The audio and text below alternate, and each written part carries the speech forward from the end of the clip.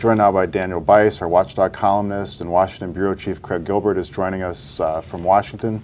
He'll be covering the debate tonight. Let's start, guys, with, the governor's over time participated in numerous other debates. There's nothing of this sort of nature with so many candidates, but Dan, what's your general sense of how he's performed in front of the cameras in these situations? If I had to use one word, I'd say he was workmanlike. He did what he was supposed to do, and as you said, it's going to be very different because they were almost always one-on-one debates. There were about a half dozen of them as governor, and there were 3 or 4 more as county executive candidate.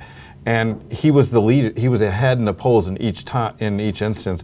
And so he didn't have to do anything dramatic. He just had to hold serve, and that's basically what he did over the years in those debates. He had a certain message that he wanted to communicate, and he stayed on message, didn't vary from it at all, whether he was attacked or whether it was just a straightforward discussion. Yeah, so Craig, Dan's word was workmanlike. Do you have one for us for how the governor has generally performed in past debates? I think workmanlike's a good word, and I think also the comparison is apt in terms of what Dan said about him being in the lead in these other races. The debates we're talking about in his races for governor, he didn't have to throw the long ball, and he doesn't have to throw the long ball in this debate. I mean, he obviously wants to do well. He doesn't want to screw up, but he doesn't have the same urgency to kind of go for it that some of the candidates who are further down in the polls and have a real need to kind of generate attention and generate some traction. So I think they can afford to play it safer than a lot of the other people in the Republican field. It'll be interesting to see how safe they choose to play it.